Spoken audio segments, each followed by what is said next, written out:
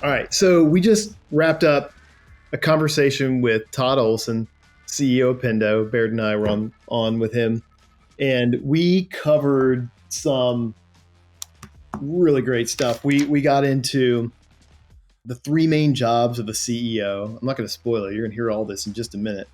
Three main jobs of a CEO. How to think about fundraising, operating rhythms, OKRs, the advantage, Patrick Lencioni, rhythm. The rhythm method is what I was thinking when he said that. And then pricing. We had a really interesting conversation on pricing. That was my favorite part. The digging into the pricing and how they've done it, and also because they've been around for so long, over 10 years, right? That he's been running this company and he's been through so many iterations of it. To hear him talk through how they've approached pricing was, and it's a lot of the hard pricing so hard too. And he just had a really great approach. It was good. He sort of cut right through all the complexity just down to the core of the matter, which is really good. So product-led growth versus sales explanation that he gave was spot on. It was good. Spot on. Yeah. So for those who don't know, Todd is the founder and CEO of Pendo. He was wearing his $200 million Pendo shirt because they just crossed 200 million in ARR. So there are very few people that can go from founder all the way to CEO of a $200 million company that could literally go public at some point, probably in the next few years. So super honored to have him on the podcast. It was a great conversation. So I just hit record, by the way, just so we don't miss any of the good stuff. But I told Baird, this is partially us selfishly picking your brain on how to scale ourselves to $100 million. So. Yeah, not a problem. Like we all beg, borrow, and steal from the prior generations. That's the way it works. If you and we want to share. I mean, that's the great part. That's the crazy thing about being entrepreneurs too. It's like you kind of have to be a little bit strong-headed to start a company because so many people tell you no, and it's never just an easy path. So kind of knowing what to listen to from other people and what not, I think one of the biggest skills. And that's everything from other entrepreneurs to board members to you name it, because some things that we do will work at your company and some things we do probably won't. And it's your job to sift through the stuff that will and stuff that won't, and also ignore some of the voices that are irritating versus the ones that aren't.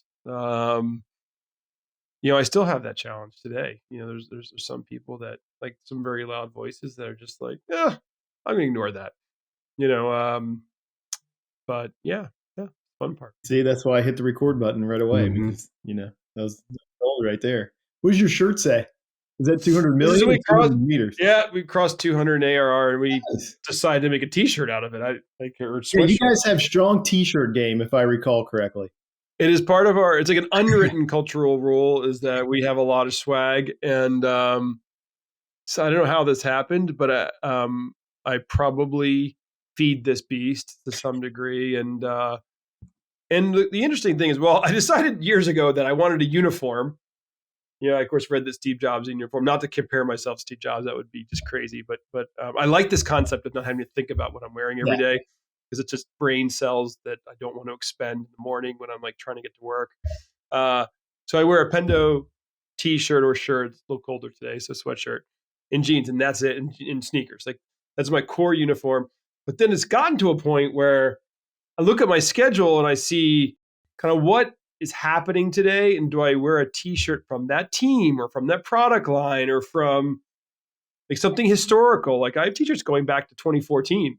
So sometimes I'll like pull out something that's 10 years old, probably to make a point in some talk I'm making to some group of people at Pendo. And like, I'll bring it back to this event that occurred sometime in the past. So because of this, every team gives me their shirts now going forward.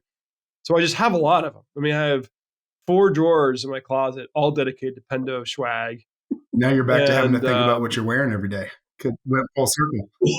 Well, sometimes now my EA will write like a suggestion on what I should be wearing in terms of shirts. So, but there's some classics. Like if I'm going to a different country or different, but each office generally has their own swag. So I'll bring some office swag.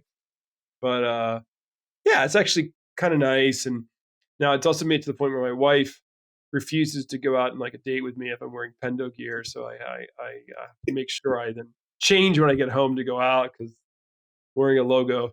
I mean, a guy pushing 50, like all of his clothing has logos on it. It's pretty sad, right? So, I've had to now complement my wardrobe so I look respectable at my age. So, well, don't grow up too much, Todd. I'll try not to. You'll be Todd, as fun. I'm interested in this. Churnkey's been around for about 3 years, and this is our first business that has a very long time horizon on it. Thanks to our retention rate, customers, it appears, stick around for a long period of time. So this is the first company where we're looking out 5-10 years plus.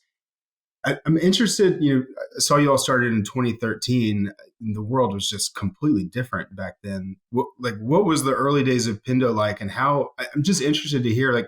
Did you all engineer for long lasting, or have you had to make a lot of twists and turns? What was being in one business that long? I'm just curious to hear about that. I mean, in some ways, yes. In some ways, no. There are certain core fundamentals that we engineered in, which are like core characteristics of a long-term business. Things like having documented core values and a focus on culture from day one. We still do it today. It looks a little different than it was, and obviously in 2013, 2014. But the core foundation is solid. Like it's good. Like it's kind of expected here now. Another big thing that I'm huge on is like what generally called like an operating rhythm or operating cadence. I worked in agile teams, so I like the 2-week sprints as an example. But I love cadence. Like I love it. And every company has a different cadence. But we have a strong cadence. I mean, I have a whole PowerPoint deck on our cadence. It's like every quarter we've been doing quarterly planning and goal setting since the company's history. Back at 6 people, we would sit in a conference room with 6 people and say, what are our goals for this quarter? What are our goals for this year? How do we measure ourselves against them? And we were good at saying, no, that's a sandbaggy goal. Like we're not going to do that. We're going to push it, right? So we've been doing this since the very early days. It's looked a little different. We did OKRs. Then we went to this book called Rhythm that I liked. Then I moved to like the Table Groups Advantage. And then now we're back at OKRs, like interestingly. So we actually went back. But the point was, it doesn't actually matter what framework you use. I actually don't care. Like, don't necessarily advocate for any one particular one. To have a framework and follow it. And that level of discipline is like super, super healthy. So as a good example, next week is our C-suite. So my directs offsite. We do them every quarter. And now once a year, we know as part of our like cadence is that we're going to talk about 3 to 5 year strategy, market landscape, all that jazz. And and we always do it at the beach. So I have a beach house. And so it's kind of like super no frills, kind of sitting in my living room at the beach. But it's something that we know it's going to get covered. Like I don't need to sit around and say, oh, when are we going to talk about a 5-year plan? No, like it's disciplined. Every quarter. Every quarter. So then, and then of course we do weekly exec team meetings. We do biweekly town halls. Like one of the things I tell my team members is like an ad hoc meeting. We should have very few ad hoc meetings. Like once at our size and scale, scheduling an ad hoc meeting with executives is very difficult. It's almost prohibitively difficult. Yeah. So something gets moved. So like I always know something from the cadence is going to accommodate it. So, I mean, go back to COVID. We couldn't have predicted that COVID was going to happen. But sure enough, there's a planning session like right around the corner. We got into it. We saw the world. We replanned our entire year. And like, it was just sort of a natural part of our cadence. So they call COVID natural, but the way we reacted to it felt more natural than if we didn't have that, right? What do you expect your executive team to do ahead of those meetings, like prep wise? I'm assuming you don't create a bunch of slides and all that crap. Like, do people prepare for that and bring documents and sometimes yes, sometimes no. It depends on the thing. And we my chief of staff runs that meeting, and she will send out pre-reads, which could be everything from articles I liked or did like to documents I wrote just to read, to like put in people's mind, to like homework to show up with. Like throughout the years, it's changed. In every offsite, it's a little different depending on what we're hoping to accomplish at offsite. So it depends. I mean, honestly, what I expect is for them to be present while they're there. That's honestly, that's a big enough ask. I mean, laptops down, don't want you on Slack. Let's like get off our phones. Like, let's be present. So we try to go pretty low tech. We like I said, laptops are closed. We're using on Windows, big, sheets of paper, sticky notes. We're trying to make sure we're just there in the moment, enjoying it. That's really cool. So the funny thing about what you just said is we literally went through our OKRs just a couple of hours ago. Oh, great. It was probably our first quarterly OKR session. So, you've had this consistency you guys were founded in 2013, right? Yes, correct. So 11 years you've been doing this consistent rhythm, different methodologies, that doesn't matter. But how have you changed as a CEO during this time? You had a lot of experience before you launched Pendo, right? But how have you changed since 2013? Well, look, I mean, obviously the needs of me in the business change a lot throughout the years. And like in the early days of the company, I think the CEO has three main jobs, ultimately. And, one is to make sure the company never runs out of cash. And in the early days of the business, I spent a much greater percentage of my time making sure that happened than I do now. Now we announced that we're generating cash. We're over 200 ARR. Like, so I like I said, spend less time on that than I've spent before. Not zero, but less. The second thing that CEO needs to do is make sure you have a best in class team. So basically chief recruiting officer or what have you. So building team, that's constant. It was constant then, it's constant now. I spent a good chunk of my time just not only my team, but the team like a couple levels beneath. And that floats, and part of that is, you're going to lose someone. Like sometimes it's unexpected. Sometimes it's, it's planned, but you're going to outgrow people. You're going to lose people. And sometimes you have to become, the interim head of blah, blah, blah, which I've done many times at Pendo. I've run sales multiple times myself. I've run product myself. I've run the customer team myself. I've never had to run the finance team myself, but I've run nearly everything in the company. I've run personally for a period of time while we've had sort of a gap in leadership. So you have to do that. The third big thing, of course, is setting strategy for the business, and that's where in direction and focus, and that's where this planning cycle really helps. But look, I think throughout the years, you have to be comfortable understanding what you're willing to delegate and then what you hold close. Like here's a great example. I used to actually interview every single human at Pendo until we got to 500 employees. Wow. Now think about the 6 months prior to me stopping, how many interviews I had on a weekly basis at a company of our size and scale. I mean, it was crazy. It was at least half my time, maybe more. Now, did we hire well back then? Yeah. Did it create an extra bar? Whether and I'm, by the way, not saying I'm some like prescient interviewer, but trust me, if I'm going to interview every candidate, like people are going to be very careful about what candidates put in for me because it's a reflection of them. That's right. Yeah. Both on the recruiter and the hiring manager, and it set a tone. And I often used it as a hack. It wasn't just about interviewing. See, it was an opportunity for me to then go back to the hiring manager, have a coaching session. Is like, hey, why did you think this person was a good person for your team? What gaps do you see on your team? Did you think about this? Did you think about that? I read your reviews and I agreed on points A and B, but how did you ask questions around point C? This is before we had structured interviews and a bigger HR team. It was kind of a hack because we didn't have a huge people team, but I wanted a way to kind of understand hotspots in the org and focus on it. Another big people thing is we had this pulse where we asked employees every week, 1 to 5, how they felt. That seems crazy, but I used to read like pretty much all of them every week. when we're small, when certainly your size, I up through a couple hundred employees, I'd read them all. And I would see issues where there wasn't good communication or wasn't good transparency, or there's something sort of broken in certain departments. So I developed my own mental heat map of the organization. All things I do not do now. Yeah. Now I have a professional HR team with HR business partners, and they send me a heat map of all the things going on in the business, and very, very, very different. Yeah.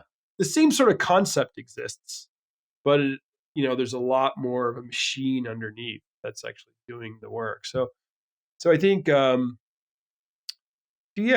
think things were a little more hands-on back then. Today, there's again more of a mechanism, and but there's some areas where I still like to be very involved, like product. As a lot of folks know, I'm a product.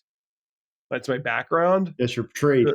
Yeah. So I'm going to go deeper in those departments. Mm-hmm. I'm going to get a little more into the sausage making. I'm going to ask questions about backlogs. I mean, heck, I may even look at a Jira ticket or two. I mean, probably not a lot of those, Yeah. but I certainly want to be involved in like design, the thought through.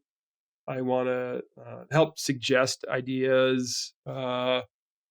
We when AI became super super hot and everyone was asking what's your AI strategy, we met, we kind of formed a high level strategy, but then we really wanted to unleash the creative potential of the entire product and engineering team. So we sponsored a hackathon where anyone could build anything AI related. And I review every single one. I watch every single video. I spend time taking notes on each and every one of those. Like those things really are important to me. So and I enjoy it. That's an evening with a glass of wine, sitting on my couch, spending hours watching a Zoom call. But it's I think it's enjoyable. My wife knows I like doing it. I just kind of like chill with my headphones on in the living room, watch them all. And it's a great way to keep close to the business. That's very cool. I was just reflecting on when I was a chief customer officer at my last company that I was at. I used to interview everybody that came into my team, not the whole business, of course, but I did try to do the same thing. And the other hidden benefit of that is you get a chance to rally the person on the other end of the phone. So if they're questionable, if they're thinking about, going to Pendo or somewhere else, you can get them fired up about Pendo because the other company CEOs probably aren't doing that, right? Thank you for that huge bonus. Like if I'm in this interview and I know they've already gotten a bunch of yeses because they got to me, and I see this person's a rock star, what do you think's going to happen? No, I turn it on. That's right. And I basically like get that person to almost commit before I get off the phone with them, and then I go talk to the person. It's like, go hire this person now, which cuts through a lot of red tape and just like gets an offer out. And we get that person. So it was like absolutely key to how we won in the early days of the business. Yeah, I always used to ask people, am I buying or am I selling? Yeah. And if I'm selling, I'm turning it on pretty high. So talk to us, we're an early stage company where we've just taken a little bit of funding. How do you think about, going from seed to that A round? I know now you're in the private equity world, so you're well beyond that. You're also self-funding with your customer revenue today. But how do you think about when those inflection points are for actually taking that next round? Because they're usually dilutive to some degree, right? You have to believe that you've got the juice to get to the next level from where you are. How did you think about that in the early days?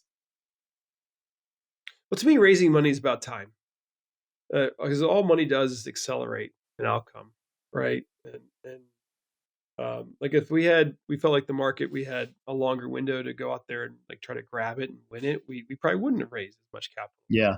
But we saw at the time that like the winner of this market kind of needed to move. You needed to move relatively quickly, and money can increase speed of the company. So I think we started off from day one knowing we were going to be the kind of company that's going to raise capital, try to accelerate the creation of a category leader. And that's kind of like what our strategy was day one. I, obviously, as I said earlier, one of my core jobs is to make sure we don't run out of money. So one of the key things in like timing of capital raises is making sure we never run out of money. That's obviously first principles thinking. But generally, I kind of looked at various milestones And you kind of think at a high level, like, when I get to this milestone, I'm going to press the gas a little more. When I get to this next milestone, I'm going to press the gas a little more. And so obviously the first milestone after the seed round is like core product market fit. Once we felt like we had fit, yeah, we raised a pretty big Series A. And that helps you press the gas to go hire a go-to-market team and try to find, people call it go-to-market fit. But it's like, can we scale this thing? There's the other book that says nail it, then scale it. So the next thing's about scaling. And technically, like the next few rounds are probably all about scaling at some level. Yeah. Different types of scaling. I do think that some of it's just, can you get initial traction and lands? I do think the renewal expansion business motion becomes a bigger part of the story later in a company's history. Because honestly, at first you're not really worried about renewals; they're kind of sort of just happening. Eventually become really important, if not the most important part of your business. I think in many respects. For us, we always knew that we were going to start sort of mid-market-ish and eventually move up market to the enterprise. So then the later rounds of funding were like, hey, we need to build an enterprise sales team. We're going to raise capital to go build an enterprise sales team. Oh, by the way, they're super expensive because they have long ramp times. Yeah. So like, this is what we need to think to do that starts showing the traction. Once we start getting traction there, it's like, oh, we need to build an international sales team. And part of this in the SaaS world is driven by this whole trough. There's always this trough where you hire a bunch of people, you're paying them before they're fully productive, and eventually start getting productive, and then you see this accelerant curve after. So you're raising money to basically accommodate the trough and come out faster at the other side. So that's kind of how we always thought about it. And the other thing another like little hack that I used throughout the company's history is we would raise money when I knew I could double the previous round valuation. And for years, that was an easy metric. I think certainly people going from 2021 to 2023 had that breakage because the drop in the market valuation, mostly because 21 was overvalued. But if you look pre-21, that's a pretty good way to look at like general bumps throughout it. And I just said, like, look, doubling. As I told my new investors every time they come on, like, look, the way I think about my responsibility as CEO is I'll try to find a way to double your money. Like that's, I feel like that's my job as like essentially the person that you're investing in. Like I'm going to try to work hard. So doubling your money can happen two ways. With the same multiple, I have to double my revenue, which in the early days we were doubling pretty darn fast, so it didn't really matter. Pretty easy. Now, our size and scale of doubling is very, very hard. So then maybe it's a multi-year return. But and look, with multiple compression, it could take longer, but like that's generally how I think about it. Can we drill into the customer renewals inflection point that you mentioned? Because that's where we are right now, where and pricing has been a big theme for us the last couple of months too, because we generally kind of price to optimize for fast closes the first couple of years. And now we've had customers that have been with us multiple years. They've grown, we've grown, and we're kind of having to claw back to the start of the discussion of renewing these customers and their subscriptions. What were those early days like? Do you remember like how you approached it? We'd love to just hear about that experience, because that's where we are right now. Yeah, so we had a really big turning point during that, like after this post Series A, when we started hiring a bunch of reps, and they started closing a bunch of deals. And just for context, at the time, like our lowest entry level price point for Pendo at the time was $99 a month. Now, if anyone knows anything about Pendo, knows that sounds really, really inexpensive. Well, it was back then for a short period of time. Now, here's the funny thing. It had existed from the time we started doing the go-to-market, but I was the primary seller. And like I would handpick which customers I wanted to close, and they were never the $99 a month ones. So it was never really an issue, this $99 price point. Then you hire 5 new sales reps who are, they're given a price book of $99 a month, and they say, go run at it. And all of a sudden, like we started closing a ton of these deals. And my CTO's like, what's going on? What's going on? Nothing's going on. We have a $99 price point. We have people we told them to sell. They're selling. He's like, well, this seems like a problem. Like, unless we kill the SKU, it's going to get sold. So what do? One day I came into the office and I was like, minimum price point to work with Pendo is $1,000 a month. Excuse me. Well, $1,000 a month is 10x more, as you guys know, and that's a big difference. Yeah. And my head of sales was like, whoa, blah, blah, blah. I was like, you know what? This isn't really a debate. We're just going to make this one. And you know what? After that, like everything took off. Now, if you had signed up for $99 a month and I came to it renewal and I said immediately it's 10x more, it's a hard conversation. Yeah, 2x. I mean, it's not the easiest conversation, but it's easier than 10x. So I think for those early customers, we had a migration path. Yeah. You know, we'd quote the normal list price, and we'd have a grandfathered in discount that would be, you know, frankly, that would shrink year over year until they finally got to that natural steady state price point. Over the years, we've increased pricing many times, or adjusted. I mean, look, we're also shipping features every single month, folks. That's I'm right. sure you are too. It's not like our products aren't getting better. That's right. And let's step back. I mean, I still think Pendo, and I really believe this, and I am not just saying this, that we are inexpensive relative to the value that we deliver. Like, I know it. I talk to customers and some of the use cases and like ROI and it's like 5-10x like you know, more valuable than what we're charging. So like, now if you believe that about your own software, like I think you've got pricing power, you know, and you hear it from customers. So I think that the challenge is to be confident. Be confident. You know, look, we're all in business situations. I've never met a single customer, and we as customers don't have. None of us go into a store and say we want to pay more for this item, right? No one does. Like that would be considered nonsense to walk into the grocery store. Well, I really love this milk. I'm going to pay $1 more than everyone else. Right. So when you ask someone what they're willing to pay, they're always going to say something less, or they're always going to say something modest. They always want a deal. I think the key is to be confident. Be confident. Anchor the conversation back to value.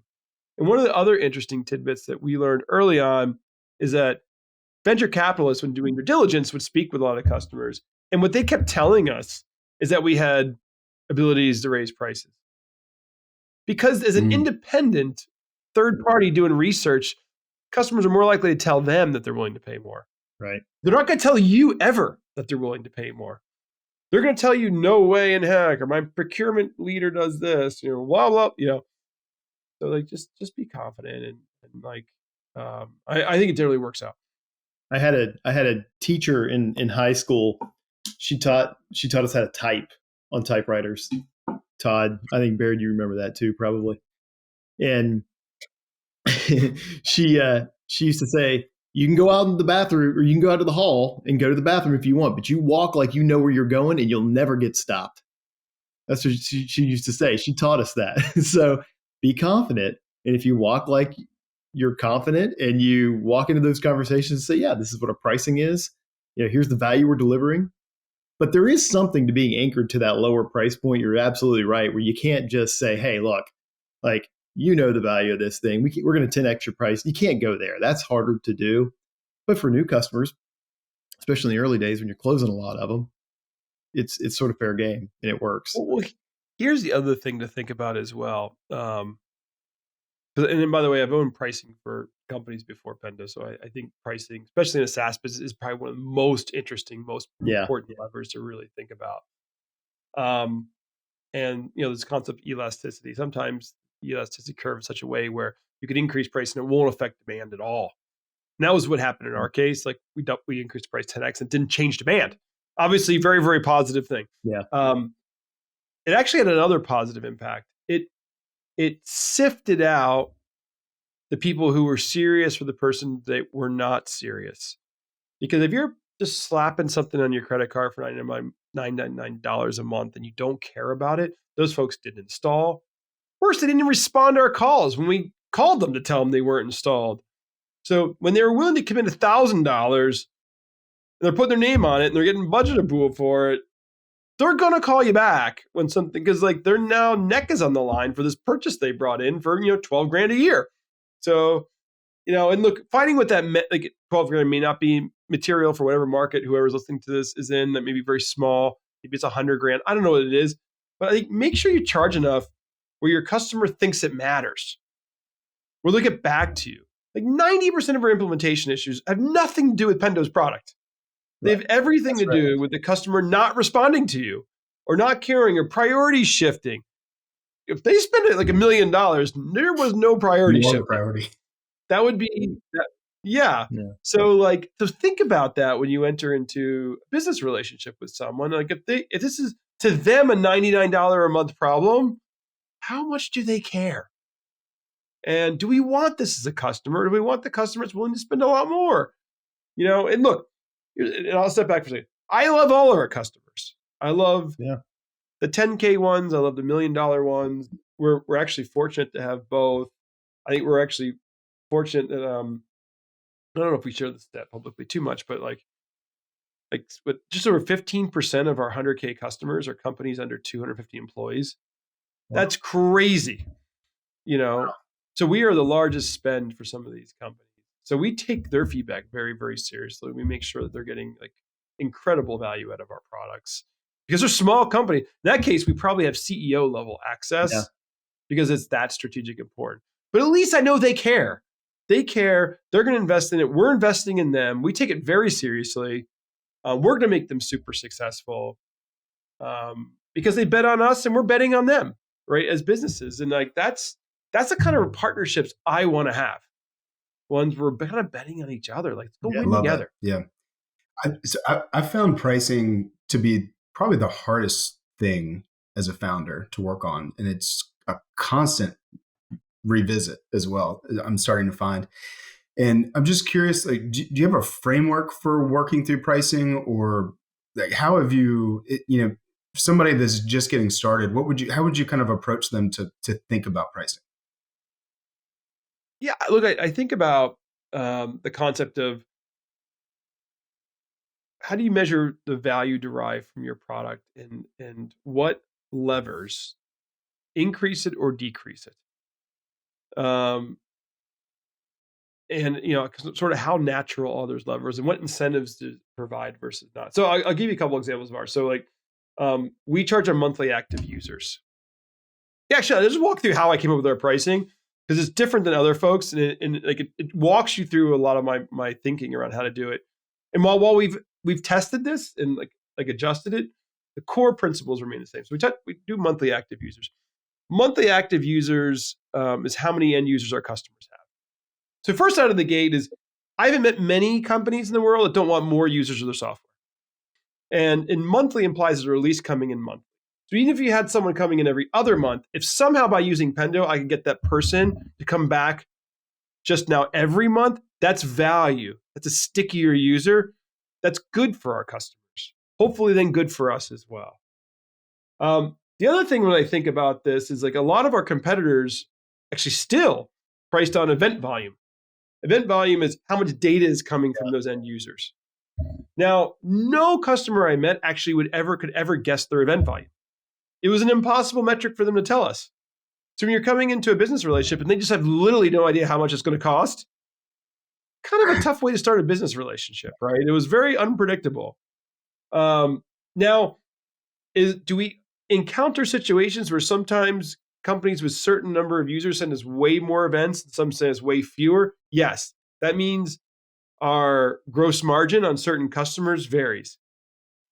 Overall, it averages all out. Right. And we picked a metric that everyone knew. And I think that's been a good way to think about it. Another one of our competitors charge on sessions. Again, no one had any idea nor control, by the way, of the sessions. Very, very hard measure. So one, it's a measure that clearly as value went up, helped the customer. Henceforth, I can go back and ask for more. And two was kind of easy to measure. So easiness is part of it. Now, the other thing that's interesting, early on, we decided not to charge on seats. Therefore, product teams and CS teams and sales teams could all use Log Independent. We wouldn't charge you $1 more. Yeah. Now, going back to my early concepts, does value increase when more users use it? 100%. 100%. Like we're not denying that that's the case. The challenge is if I started charging money for that, they could potentially have a risk of not getting as viral and sticky as I wanted. So when I'm thinking about retention and expansion, I want more people to use it. And what I didn't want in the early days of the company is people sharing logins. Right. I've seen that happen throughout my career. And if you charge too much on seats, you can get sharing of logins. Actually similar, that goes back to the event thing, is I've watched people say, well, I won't capture this one event because it's super important. So if I charge on events, I could have people like cherry picking events, and then like we could be missing some piece of critical business information. So that's where users, you're not going to cherry pick a user. You want all your users. So like these are the way I think about it. Like what incentives are you providing? What disincentives are you providing? It's an easy value conversation. I was just talking about a customer this morning that has 4.5 million monthly active users, or they bought 4.5, but they're running hot at 8.8. Well, obviously 8.8 is a lot more than 4.5. So it's obviously driving a conversation, about how do we reconcile this? And like, is this good for your business? So like, yes, it's good for our business. Okay, good. Well, now that we've both agreed upon that, let's figure out, how we work through it. So that's kind of how we think about pricing. We everything's on a Mal curve now. And then the other thing is, which that like, there has to be some level of discounting when you start getting to scale. So that's another thing to think about building into your pricing. Right. So we have essentially built-in discount curves for monthly active users because the incremental cost of a monthly active user at 1 million should be obviously less than at 1,000. So like that's obviously baked in as well, because what people typically do is they hear about 1,000 monthly active users and they think 1 million in their head. They draw a linear curve and they're like, oh my gosh, you're being way too expensive. So we're like, calm down. That's not the way it works. Got to level off somewhere. So we kind of build that in as well. But look, we've tested with third-party firms pricing a bunch. We've used like conjoint analysis, a bunch of things. That like when we do new products, sometimes we do market level testing. For example, we just launched new session replay product as an add-on product, and there we did a lot of testing with customers, and actually there was like one of the interesting tests we were doing. We're trying to like measure like what's the percentage uplift based on other modules in Pendo that we think, or what's the relative value that customers graded at. So we realized that people valued it close to our analytics product, but a little bit less.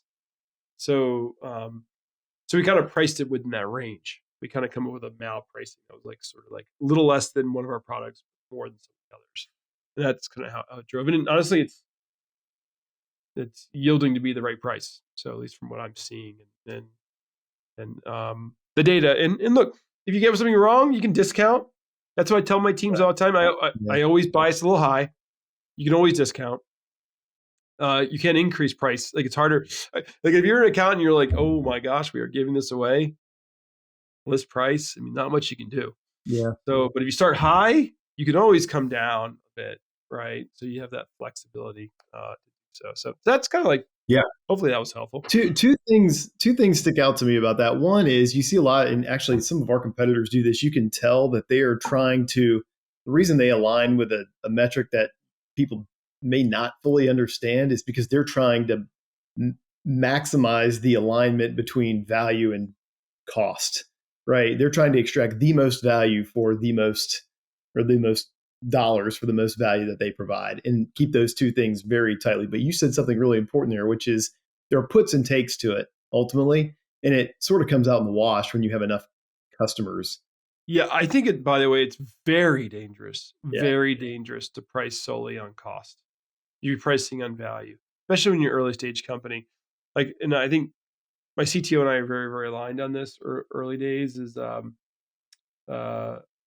you're a young company, a lot of your infrastructure is not focused on costs. Your infrastructure was built to focus on speed, get something out fast. Yep. Eventually you get to a point, I think for us, it happened like 4 or 5 years ago. We started having an increased focus on cost. We knew that, like, look, to be a public company, we had to have kind of high 70s gross margin. We were probably running in the 60s at the time.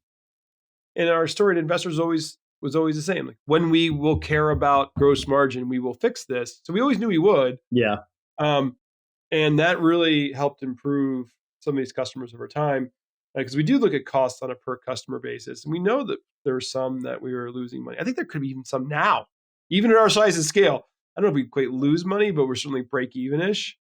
But over time, our infrastructure costs continue to go down and down and down. Yeah. So they become more and more profitable over time. You're sort of writing like the cloud version of Moore's Law to some degree too, right? Yeah, and a lot of it is just like we did something like stupid in the early days. Like right now, we still retain pretty much all data. Like, who the hell's going back 7 years to look at some like chart? Like 7 years. I think for some customers we have like almost 10 years of data. Wow. That we're paying to keep, and probably don't need to. And we still have high 70s gross margin. So that gives you a sense for how we think about this. But our CTO is great sometimes. He would say, like, we're going to lose money on it, but we shouldn't change our pricing because of it. Our pricing needs to align with value always. We need to fix the infrastructure to get the cost down. Yeah. Sometimes that's the answer. Right. And that's fix the infrastructure. That's a project at some point in time, but not necessarily the one you need to focus on today, depending on what your structure and strategy is, right? Yeah. This morning, I was talking that $48 million monthly active user customer. That's going to be a tight one from a margin perspective. Yeah. I can't show the logo. It's a nice, it's an interesting logo and it's a great use case. And we want to partner with them on this. So then you find other value points for you, right? I mean, if that logo is attractive enough and you can put that on your website and promote them as a customer, then you get other benefit out of that. So maybe that's part of the offset, right? Exactly. All right. Got one more line of questioning. This is great, by the way. Thank you for taking the time to do this. We just hopped right in, and this is exactly the way we wanted to do it. So appreciate you rolling with us. How do you think about product-led versus sales-led growth? I know you all have, I know you see a lot of product-led companies. I know you see a lot of sales-led. I think you all have dabbled in both, from what I understand. Where's your current thinking on the balance there? Yeah. So first off, my definition of product-led maybe is a little different than everyone else's. I have a more, I would say, expansive view of product-led. I think being product-led is the spectrum. And obviously one end of the spectrum is like completely no humans involved, self-service, purchase credit card, blah, blah, blah.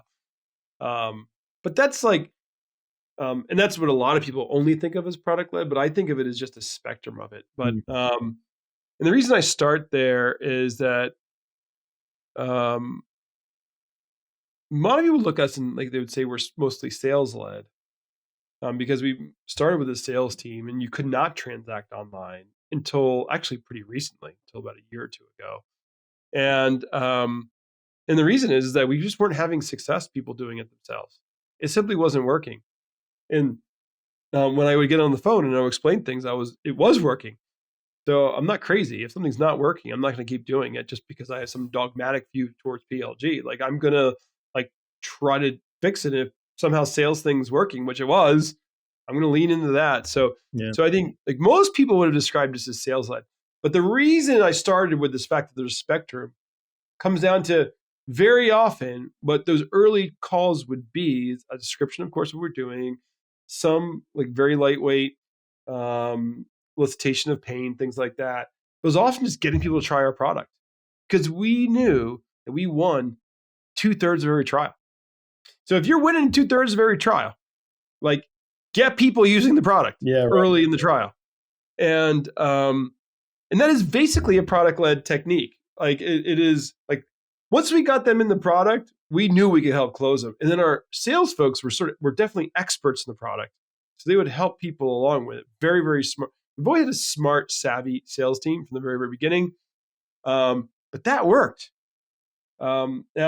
Now, fast forward today, we have a probably more sophisticated go-to-market. We still have salespeople. We still do a lot of trials.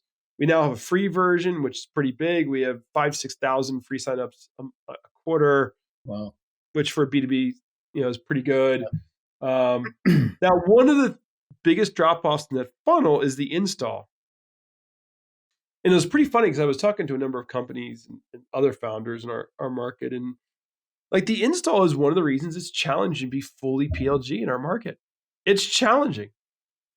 It requires a developer to like drop a piece of code in a production system. Yeah. I mean, it's not like signing up for Jira and dropping a few tickets in, or signing up for Airtable and starting to throw your random data into a like online spreadsheet. It's not that. It is call a developer and get them to update code and send data to a foreign system. Right. So you got to get like your DPA involved, and you like if you care at all about security or privacy, like where the hell is this data going, and like should I trust it? It's very different signing up for an online spreadsheet. I think inherently we're just going to be our market and our solution is going to be less PLG than an Airtable or an Ocean. It has to be, and I'm okay with that. Yeah, I'm okay with that. Now we do again have a good free version, and we have a bunch of other things. But I think we found a good motion for us. And now here's the other thing that I think is not spoken about as much. So maybe the sales is the landers, the new logo, but now we're experimenting more with product-led expansion. Mm-hmm. Because now I've already gotten through a DPA. That's right. Someone's already installed our snippet. Presenting a new technology right within the product and getting them to do expansion revenue. Oh, well, that's pretty different. It's actually probably a little easier. So we're experimenting a lot with new module sales. Is that we're going to give people teasers of the product via expansion revenue.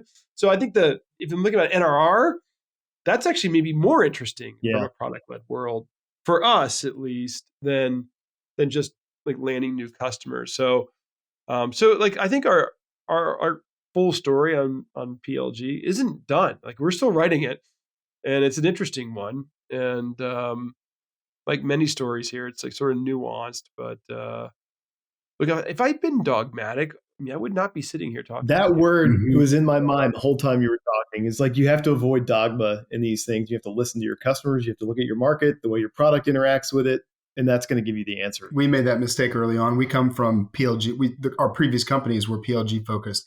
And when we started Churnkey, we ran the same PLG motion for this B2B software. And I bet we lost almost a year because it just didn't match up with what our customers needed. Yeah. We have an install component as well, which speaks. We experienced the exact same thing, and we're currently experiencing it and updating. So that's really, really helpful advice. Yeah, like do what works, and I see this a lot of people that come from the B2C world because they immediately try to replicate the same things. And now, look, it means you have to build a sales team, which is kind of challenging, and like it creates different challenges. But I mean, I like our model. It's worked, and like I said, I do think there's product-led aspects of even the sales-led motion. You see it, and we're looking at more ways we can do it. I mean, like helping our CS team with like putting value calculators in the product. That's something we're exploring right now. There's a lot of things you can do. Yeah, maybe different than the initial land, which requires more stakeholders to get involved. Yeah. Awesome. Love the perspective, man. Appreciate you taking the time to do this. And we'd love to do it again sometime if you're up to it. So. Well, thank you. Yeah, I love this kind of stuff. And honestly, like I have to remind myself of some of these early stories because some of them, are there's a lot of funny ones. Well, maybe there's a fourth job to being the founder CEO at your level. And it's the historian, right? You get to remind people how you sort of made the transition from a 6-person startup to, a multi-billion-dollar company, which is cool. Well, this is one of the jokes I have with my product team because the question is, as CEO, why am I involved in product as much? So yes, one, it's my strength, my background, but I am the longest tenured product person at the company. Like I remember the decision when we built this versus not. So like, and once a new product manager gets over the fact that I'm the CEO and they realize if they talk to me about a product thing, I'll give them probably more historical context of why whatever they're working on works the way it does. They embrace me and they talk to me and they run ideas by me. And I think I had a ton more value in that than than people probably talk about, and probably every founder does, because at some point you're going to turn over enough people, and hopefully have a few left. We have a couple of designers that are very tenured, but I'm the most tenured product person, so it's fun. Cool. Good stuff. Awesome, man. Well, look, great hanging with you guys, and have a good weekend. Awesome. Thanks, Todd. All right, have a great weekend. Cool. Take care.